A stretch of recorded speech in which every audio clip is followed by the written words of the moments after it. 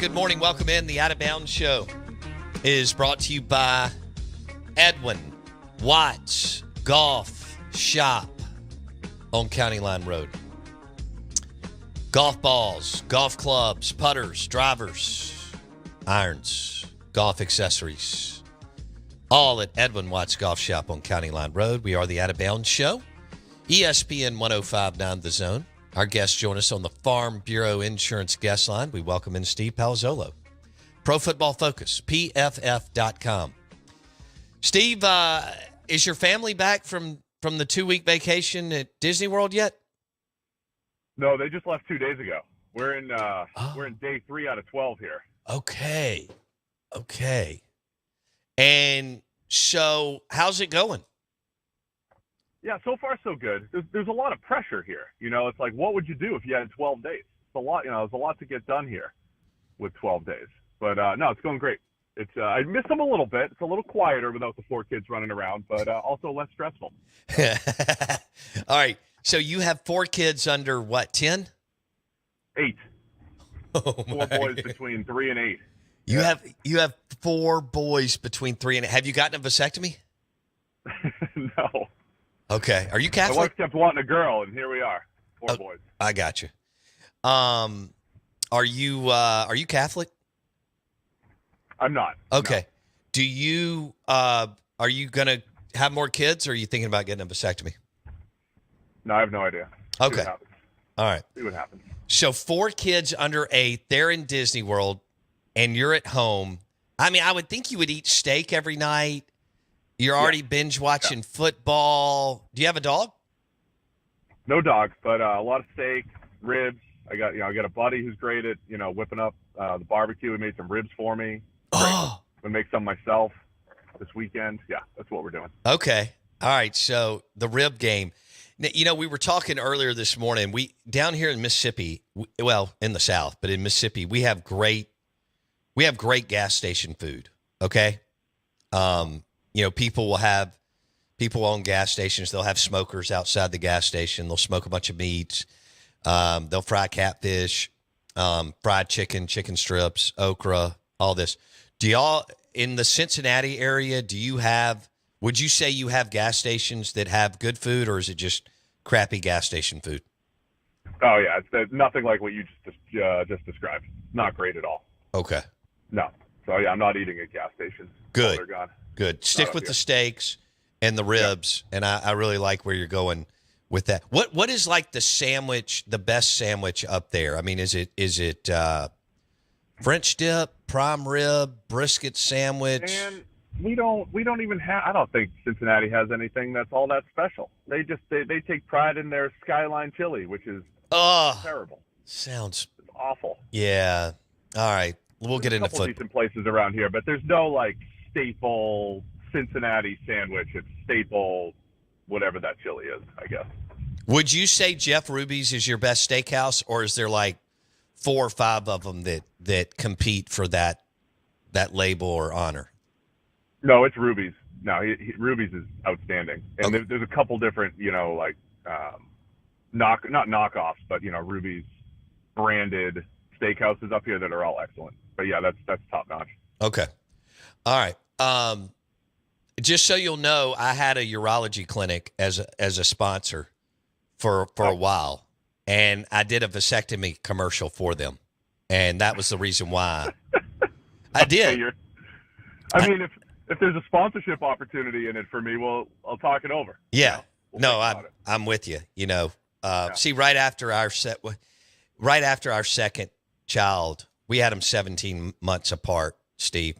And Wendy looked at me and was like, "You're getting a vasectomy." And I was like, "Okay." I'm on the phone 5 minutes later. And so I knocked that out 17 years ago, or 18. Steve Palazzolo, NFL insider, also ribs expert on the Out of Bounds show. All 4 of his kids are in Disney World for 12 days, so we'll see where this all goes for Steve. But let's talk Dak and the Cowboys. What are they looking at? This Seahawks team is still dangerous, even though Geno Smith may not be playing quite at the level that they want him to, although you're seeing other things. What can we look for tonight, and how could the Cowboys get in trouble with this game, Steve? Yeah, I mean, I think Geno Smith's been a mid-tier, average quarterback this year. Seattle's in the middle of a really difficult stretch. They just played the Niners last week, of course, on Thanksgiving. The Cowboys tonight. They have the Niners again, and then they have the Eagles. So the Seahawks, I think they're a second-tier NFC type of team. Started 6-4, but because of this stretch, they could end up 6-9 pretty quickly here. So 6-8, 6-9 pretty quickly. So I think Seattle, they're a competitive team. If they're going to keep it close, I think they can try to run the ball a little bit, try to shorten the game. It is unbelievable how good the Cowboys have been at turning the ball over under Dan Quinn the last few years. Of course, DeRon Bland with all those pick sixes. This pass rush should overwhelm Seattle's offensive line, even though I think they're getting their right tackle back, Abe Lucas. But yeah, like Seattle's only chance, I think, is shortening the game. Of course, the turnover thing, if the ball bounces their way, but shortening the game, running the ball a little bit, and they do have good receivers to throw to. DK and Jackson Smith and Jigba's been stepping up, and Tyler Lockett, so they can get the ball to those guys. But I think Seattle's got to play their old school Pete Carroll, run the ball and shorten the game and keep Dallas off the field type of deal. All right. And when you look at it, but you feel like the Cowboys will take care of business? I just got a feeling this is going to be a close game tonight. It's just setting up that way. I mean, Dallas is in this, weird spot where they have absolutely dominated all of the bad teams other than Arizona. And then, of course, they played competitively against Philadelphia but lost. They lost to the Niners. I mean, the Cowboys haven't played a lot of these, middle-class type of games. When they played a team like the Chargers, it was competitive. So it's not like it's not like Dallas is going to win by 25 every single game. So, yeah, it could be competitive, but over time, the Cowboys are a better team, and they should win it. But, yeah, absolutely, it could be a good game because Seattle's no pushover. I don't think and even the Washington game, it got out of hand late on Thanksgiving, but that's just what the Cowboys do. They make things get out of hand by creating those big plays. Now that Pete Carroll's been in the NFL for a long time, where would you rank him as far as what tier of a coach? I think it's real interesting what he's done with Geno Smith, and not that Russell Wilson's been okay this year, but you see all we can go on is the with and without, wit and without, as they say in Philly. When you're getting your cheesesteaks, you're getting a with onions or without. And the without with Russell Wilson, it's like, hey, they created a competitive team and a playoff team last year in what should have been a rebuild. So I think that's impressive for Carroll. I think he's shown that he's in that top 10 caliber of coach. I think if you're looking for like in-game management, he's probably a step behind some of the other coaches. But that's only a fraction of what a coach does. They're getting guys motivated and getting guys playing to the best of their ability. I think he's outstanding at developing defensive backs. He's been great there. So, yeah, I think he's one of the better coaches in the league, and he's doing it in his 70s, which is really impressive, especially given where Seattle's roster was 2 years ago. Sure. I think he's a hell of a coach. Steve Palazzolo, NFL Insider, Pro Football Focus. He's got the podcast, pff.com, YouTube. They're doing all kinds of crazy fun stuff. What do you make of Sean Payton and the 5-game winning streak for the Denver Broncos? Yeah, I think the interesting thing here is how good Denver's defense has been. I thought that they would turn it around a little bit just because the interesting thing about analysis is when you see something really good or really bad, most people tell a story about that and say, this thing's really good, this thing's really bad. And when you look at it analytically, you think of the opposite. You're like, well, it can't be that bad forever. So the Broncos were historically bad on defense for about 5 weeks of the season. And I was thinking, it can't be that bad forever, and they've really turned it around these last few weeks. They're in a crazy stretch of being able to turn the ball over. That's a challenge to maintain that. But Denver getting their defense back on track has been outstanding. And then offensively, they're doing just enough. Like you're seeing one or two old school Russell Wilson magic plays a game, and they all happen to go for touchdowns, which is great. He's throwing the ball on the run and giving guys chances to make plays. So I don't think Russ is completely back, but he's doing just enough, and they're running the ball a ton. So I think they've done a nice job just adjusting to their personnel and getting the defense back on track after it looked like an absolute train wreck from the first 5-6 weeks of the season. Steve Palazzolo, NFL insider, on the Farm Bureau Insurance guest line. Let me follow up with this. Russell Wilson, you said, I don't think he's quite back. Is what he's doing, he is what he is now? Or do you actually believe that there's going to be an uptick, or he's going to jump up another tier or even two of quarterback play? I think there could still be more in there. I mean, again, the stats are ridiculously good. I think, if you just look at passer rating or touchdown to interception ratio, I think there's some empty stats in there as well. But yeah, I think there could be another tick. I'd be interested to see if they one more year of investment from a playmaker standpoint. Like when Sean Payton got there, they went all offensive line. They spent all their money in left guard Ben Powers, right tackle Mike McGlinchey. They spent their money on the offensive line. Didn't have that first round pick last year. So if they start investing a little bit more at receiver, where again we saw Russ for a stretch with really good receivers, and if they invest there, then we might see an uptick even in production. So again, I don't think snap for snap he's as good as he was at his peak in Seattle. But again, you're seeing those flashes, and you're seeing he looks more athletic than he did last year. He's capable of breaking the pocket and not getting tracked down as much as he was. So those are all encouraging signs, I think, for Russ. Okay. Let's go to Bill Belichick. Is he done? Is he what's going on? I mean, he's the GOAT, but this thing continues to get worse and worse and go downhill. What is the answer for Belichick? You're from up that way. What's the answer for Belichick, New England, and Robert Kraft? Yeah, I think there's probably a mutual parting of ways. What I'm interested in, and then we're going to hear so many rumors for the next 5 or 6 months. Belichick's going to Washington and the Chargers and whoever. It's all going to come up. I'm interested in the fact that they're so bad now, because I didn't think they'd be good. I thought they'd be a 6, 7, 8 win team again, but they're so bad now. They're going to be sitting there picking in the top 3 or 4, might have a chance to draft a quarterback. I am interested in Robert Kraft thinking, okay, Bill Belichick is actually the best guy to rebuild this thing. Yeah, it all collapsed, and it was post-Brady, and I think we've learned, hey, Brady's the driver there, even though, Belichick had to find Brady and develop him, but once he's there, it's like, okay, he's the driver of success, because that's what elite quarterbacks do. But I wonder if they circle back and say, well, if we could have a Drake May in here, maybe Bill Belichick is the best person to rebuild this program. But I think Robert Kraft has to look at this and say the problem here is you'd be moving on from a GM and a head coach.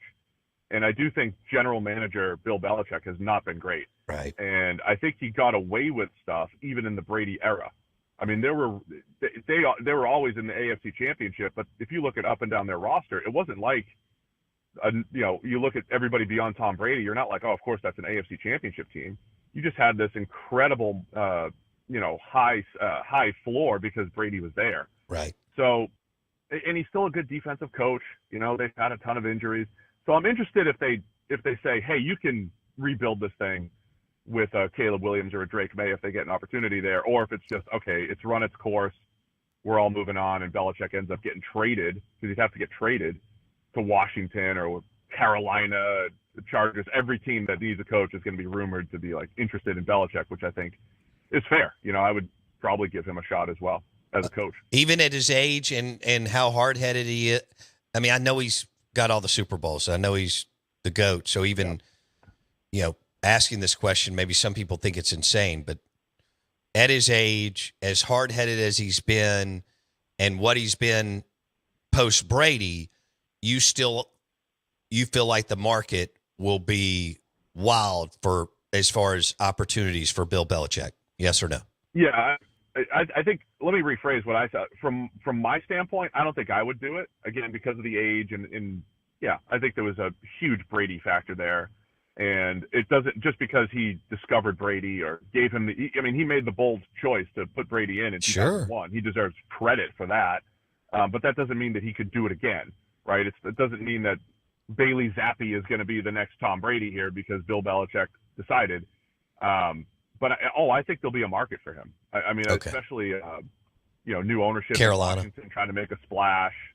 Carolina with an owner who's trying to make a splash. I think they'll be a market for Bill Belichick. All right, if Steve Palazzolo, PFF.com, Pro Football Focus, on the Farm Bureau Insurance guest line, and this interview is driven by your next Ford F-150 at Mack Hike Ford, I-55 North in Jackson. If you were a GM and you could pick any coach in the league today, outside of Andy Reid, who would you pick? Kyle Shanahan. It's absolutely Shanahan. It has, and just like Andy Reid, I want a guy who has consistently elevated quarterbacks, whoever they may be, and that's Andy Reid. That's Kyle Shanahan. I don't even know if it's Kyle Shanahan's tree. You know, it's Mike McDaniel with the Dolphins. It's my friend Bobby Slowick with the Houston Texans. Maybe so far, you know what he's doing with C.J. Stroud. It's that whole tree.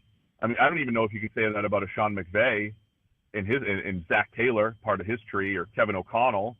I don't even know if you could say that consistently about other coaches yet, except Kyle Shanahan and his tree have continually elevated quarterbacks, and right. That's the baseline, right? I mean, I want that as a starting point with my head coach. Who'd be number two?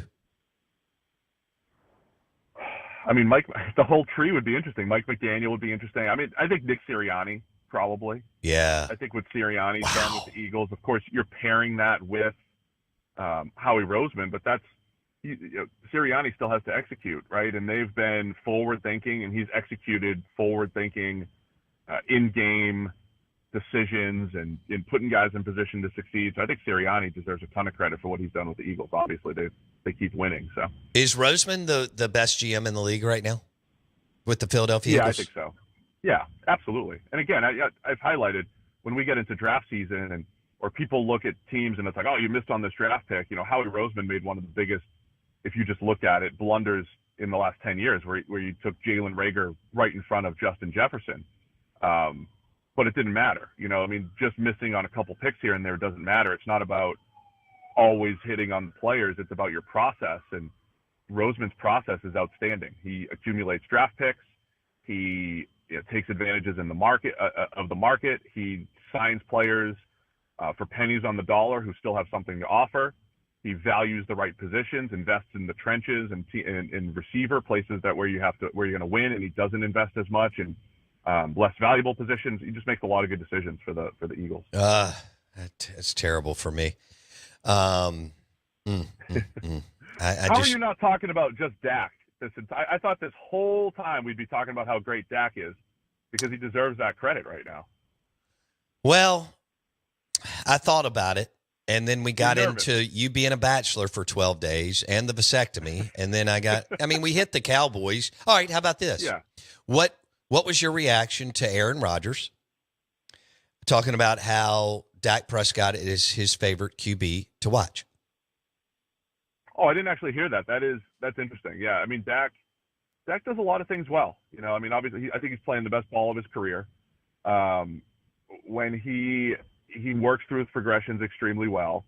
He wants to win from the pocket, even though he can, run a little bit and scramble. So yeah, I mean, I think that it's an interesting statement from Rodgers because I think, yeah, Dak does a lot of, general quarterback things well. And even though I think Dak's on-field production or, actual performance has fluctuated a little bit through the years, when you take care of things mechanically, I think C.J. Stroud's very much like this. You work well mechanically within the pocket, you can go on these stretches where things are good. I mean, Dak is outstanding just picking apart zone defenses, knowing where to go. So, yeah, like right now it's all coming together with CeeDee Lamb and Brandon Cooks breaking out, the young tight ends.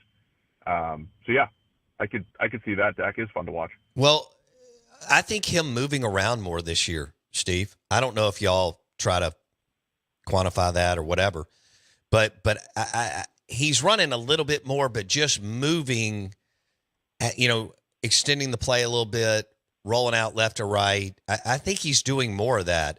When y'all are running the numbers, is he, or am I wrong? I can look it up and see how much he's moved off the spot. I think every part of his game has been good. Yeah. I think you could see he's hitting like one outstanding seam route or two per game. You could tell that the Cowboys, when they get into the high red zone, they're trying to hit that seam to the tight end. He's hit 5 or 6 of those this year. So he's attacking every level of the field. And then it also has coincided with, hey, we're going to feature CeeDee Lamb. We're going to try to feed him as much as possible. But then if he's not there, then there's Brandon Cooks, and then there's the young tight ends. I think they've got that hierarchy in order right now every single week. Because how many times on this show do I say you need 3 or 4 pass catchers? Sure. Because if CeeDee Lamb is one-on-one, all right, we're going to him. If he's taken away, we go to the next guy. And I think there's just this really good balance of feeding the right playmakers in Dallas and Dak doing a good job getting the ball to them, throwing the ball accurately. Yeah, I need a W tonight. I don't need Seattle to come in here and because the NFL, man, you don't ever know, Steve. You know that. I mean, oh, of course. It could be a great game tonight. I hope it's a great game. I do think Dallas will win, but then Eagles right around the corner. So there's a lot of good games in the NFC right now. So. Yeah, back-to-back Thursday night games. So they didn't get that 9-day rest. Till are your power rankings Eagles, 49ers, Cowboys? In the NFC, I think I would say that. I think the Eagles will probably have the edge on the Niners at home this weekend, but the Niners are cooking, man. They are back, as far as their offensive health and the way the defense is playing. It's going to be a great matchup this weekend. But yeah, I think that's fair. The Eagles are weird, right? Because they keep sneaking through a bunch of these games. They're not dominating like the Niners and Cowboys do. I don't know if that'll come back to bite or if it's just the Eagles know how to win and they win different ways. Right. We'll learn a lot, I think, this weekend against the Niners. Okay. It looks like Jason's New Orleans Saints are going to have a new coach later after the season. I just don't think this is going to end up going the right way for Dennis Allen. Steve? Yeah, the Saints are the 3 or 4 teams every year that are very annoying as far as predicting what they're going to do. Right? I mean, that's the Saints. The whole year I'm on here kind of optimistic about their personnel and what they're capable of, and Derek Carr's not great, but he's good enough. I don't have the exact numbers here. I do know they're bad in the red zone this year, and Derek Carr is one of the worst graded red zone quarterbacks this year. That probably got even worse last week with the pick 6. It's one of the most horrendous red zone teams I've ever seen. They're but this has been a bit of a trend for Derek Carr, even with the Raiders. That's a huge concern. And then it's like, all right, well, Taysom Hill's a great red zone weapon. This would be the year to lean into Taysom Hill, and then he fumbles in the red zone. So yeah, they can't get out of their own way, even though, again, I think they're really talented, really capable on both sides of the ball. They just can't put it all together for more than 2 weeks in a row. All right. We'll leave. Man, 49ers Eagles could be a phenomenal football game. Holy smokes, man. All right, Steve Palazzolo, Pro Football Focus, PFF.com, the podcast, YouTube, and, of course, the site's the number one site in football. He joined us on the Farm Bureau Insurance guest line. I know you've got 9 more days as a bachelor, or 10, and I hope you eat a ton of steak and ribs and have a great time. Thank you so much. That is the plan. I'll keep you updated next week. Okay, see you, buddy. Right. Steve Palazzolo, NFL insider on the Farm Bureau Insurance guest line. Bundle your car and home and save with your local Farm Bureau Insurance agent. Jason's mad at me because I called him his New Orleans Saints when really he's a Minnesota Vikings fan. Yes. He's got a hell of a coach. He's got to get a quarterback, though. Kirk Cousins was a good quarterback, but he's no longer playing, so I don't know what you're going to do. Josh Raggio Mercantile Shop, 9:15, live in studio.